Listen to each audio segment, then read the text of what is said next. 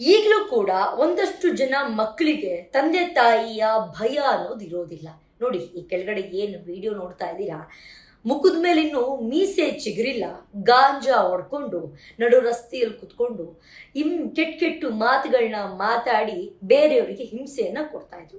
ಅಲ್ಲಿದ್ದವರೆಲ್ಲ ಬಂದು ಕೇಳೋದಕ್ಕೆ ಬಂದ್ರೆ, ಯಾಕ್ರೋ ಹಿಂಗ್ ಮಾಡ್ಕೊಂಡಿದ್ದೀರಾ, ಇಷ್ಟು ಚಿಕ್ಕ ವಯಸ್ಸಿಗೆ ಗಾಂಜಾ ಎಲ್ಲ ಬೇಕೇನ್ರೋ, ನಿಮಗೆ ಎಲ್ಲಿ ಸಿಕ್ತು, ಹಾಗೆ ಹೀಗೆ ಅಂತ ಪ್ರಶ್ನೆ ಮಾಡಿದ್ರೆ, ನೀವು ಯಾರು ಪ್ರಶ್ನೆ ಮಾಡೋದಕ್ಕೆ, ಏನು ಕಿತ್ಕೊಳ್ತೀರಾ ನೀವು, ನನ್ನ ಫೋನ್ ನನಗೆ ಕೊಡಿ, ಯಾವನೋ ನೀನು ಅಂತ ಹೇಳ್ಬಿಟ್ಟು ಏಕವಚನದಲ್ಲಿ ಹಿಗ್ಗಾಮುಗ್ಗ ಮಾತನಾಡಿದ್ದಾನೆ.